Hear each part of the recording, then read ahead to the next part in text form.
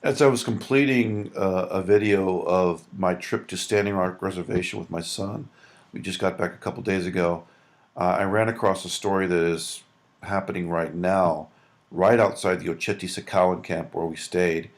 Apparently, some of the water protectors were trying to move some burned out vehicles off the highway and have been confronted by the police and I assume D.A.P.L security agents that are shooting rubber bullets at them, tossing um, tear gas grenades into the crowds, and are using a water cannon in temperatures that are around 25 degrees Fahrenheit.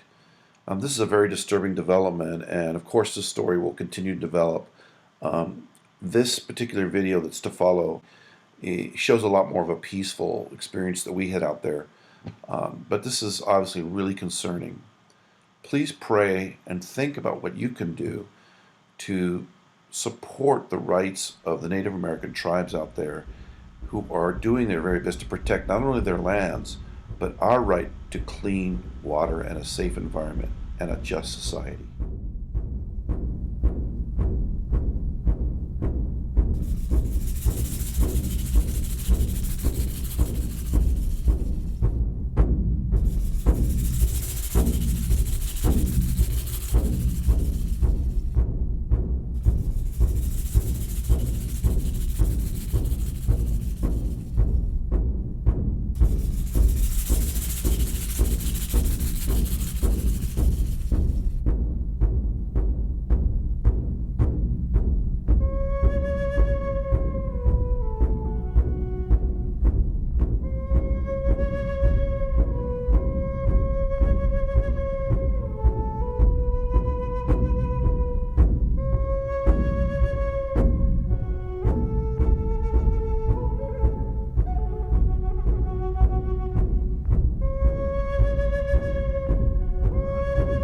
We just set up our tent behind me in this direction. This is where the main camp is. It's a huge, there's probably at least a couple thousand people, teepees.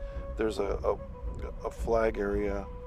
Oh, and we're going to head over there. We decided to camp in a little more remote, quiet spot near the river, right over here, just to get a lay of the land and to not go intruding on people's space. Apparently, Robert Kennedy Jr., John F. Kennedy's nephew and Robert Kennedy's son, is supposed to be here today, and apparently the news is he's going to be calling the White House and speaking with President Obama at 1 o'clock today, which is kind of surprising. Liam's picking up trash. One of the things that's very big here is service. Apparently, just helping people out wherever you need it, volunteering, cutting firewood, just doing work as part of the community. The so-called protests are not called protests here, they're called actions. And the protesters are not called protesters, they're called water protectors. We just met a lovely Choctaw woman named Stephanie who said, "Hey, you guys got a nice camp," which was a compliment. And she gave us, some tips and filled us in on a few things. We're actually right near the horses. There's a lot of horses right behind us too, which is cool. This is just beautiful being out here. And I'm looking forward to the community here and to listen and learn. I feel like an outsider, even though I spent some time on a reservation. I feel a little bit like we need to tread very carefully and not make any presumptions about what we're here for, and we're on a mission and we're going to help you guys, all that stuff, but to listen and learn and to have a spiritual connection with the community here. So what an unexpected gift. Apparently this is one of the largest gatherings of various Native American tribes in hundreds of years, and I think since Little Bighorn, where the tribes camped along the river, the Little Bighorn River. And you can almost even imagine this area being similar to that because there's bluffs and hills right along here along the river. So we camped closer to the river than most of the people around this area, and I'm wondering if there's a reason why people don't camp a little bit closer, and we're going to find out. So this is just a great experience, and I hope you guys enjoy hearing about the things we're learning. So we just literally got here 2 hours ago, and here we are. So take care.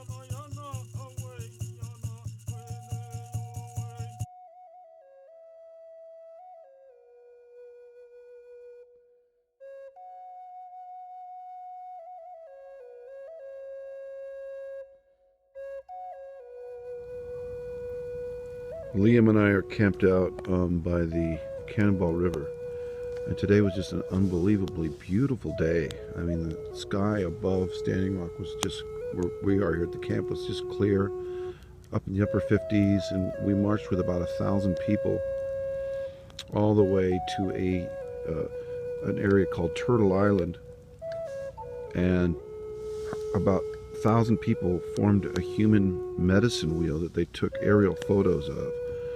And there were ceremonies, prayers, chants, a lot of sage and sweet grass. It was just a beautiful experience of people from all over the world and many tribes. Today's been just an incredible day, and I'm sitting here by the fire. Liam's up in the main camp where there's lots of things going on. Truly grateful to be here, and watching a huge moon rising. I can't put into words how beautiful and large this moon is that's rising. It's sort of dancing in and out of some clouds over there. It's just really beautiful. This is the day after the supermoon. And there's been drum circles and singing and chanting. The smell of sage, sweetgrass is everywhere, and I've learned that tobacco, and a gift of tobacco to an elder or to a friend, is truly a sign of respect. And there's a spiritual significance to tobacco, and one of the things that one does in ceremonies is put a handful of tobacco on the fire. There's a symbolism inherent in that I don't quite get yet. So this has been an incredible day. It's hard to put into words. Peace. Hey, it's Wednesday morning, and I went to a ceremony that involved a pipe. There's a special name for the pipe that is not peace pipe. It has the same connotation, but it's a Lakota word, and I'm going to learn what that is before I try to slaughter it. Takes me a while for words to sink in. I just had a conversation with a really beautiful brother, a guy named Joseph, who's living out here behind me for the whole winter. He's winterized his camp and his tent. And he told me that they were in a prayer circle at one spot, and they were being herded around by the police. The police had billy clubs over their heads, and one of the things that they said to the police was, "We're not just doing this for us. We're doing this for you. This is your water. This is your children's water." And he said he actually saw the couple of the police put their badges and their weapons down and say, "You know what? We're leaving. We've never seen anything. We've been at protests, but we've never seen anything like this before." That's a beautiful... He started crying when he told me this too, just a few minutes ago, and he's actually standing behind me here with Liam. Try not to push the interview thing on people, because people are here to be in community. I get the sense that there aren't a lot of people here that want to get media attention or be stars, and so when the stars come to the camp, it can also kind of be a distraction. So, and this morning, a D.A.P.L, the Dakota Access Pipeline helicopter circled the camp for about an hour and a half, and Joseph says he thinks they're planning a raid because there's cars that they haven't seen up on some of the hills looking down. And what they do, I guess, is just come through the camp and tell people to get out. And if people leave stuff, they pile it in the pile. One time, I guess, a pile of it got urinated on, and then the people came back and built a bonfire to cleanse it. So trucks are pulling and donating firewood to these people. These are all donations for firewood and for the winter camp. It's amazing. It's amazing how generous these people are. Everyone's donating to this camp.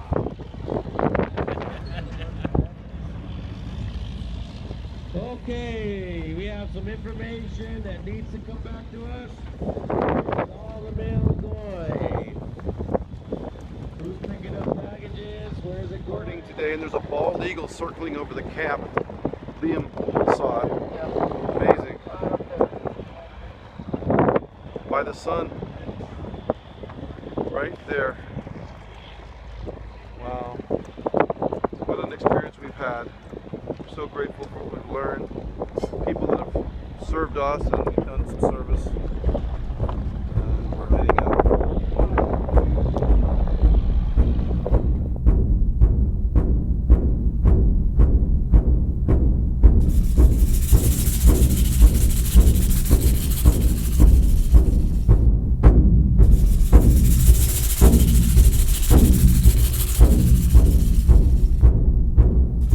So I am at Fort Abraham Lincoln, and I'm standing on the front porch of the house that George Armstrong Custer and his wife Libby lived in 1876.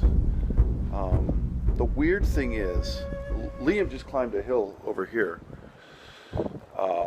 but there is absolutely nobody else here today, and it's pretty nice weather. It's closed. You can't tour the house this time of year. I think they close it in September, but there's nobody here. Liam's way over there on that hill back there, winter season. But this is the very location where Custer's 7th Cavalry left from here and headed to what is now Bighorn, the Little Bighorn National Park, where the battle occurred. And it took them over a month to get there. You could drive from here to there today in about 5 hours. But it took them 40 days to get there, and they were going in to attack this village, which was a gathering of all these different tribes that had come together under the leadership of Sitting Bull and Crazy Horse and Gall and other chiefs and other tribes, just to kind of be in council. The village that we just were at, the collection of villages that we were at Standing Rock, was a kind of a similar thing where it was various tribes coming together in community during a time of crisis. And that's kind of what happened to Little Bighorn. All these tribes came together along the Bighorn River, very similar to where we were along the Cannonball River, and they encamped in a large mass of people. They were refusing to go to the reservations. They were just tired of being shuffled around. They said, "This is where we're going to stay." And Custer went charging in with his group here. And I'm absolutely the only person here besides Liam, which is such a contrast to being in community at the village house. So it's just kind of sort of symbolic to me. I don't know. There's just nobody walking around. There's nobody here.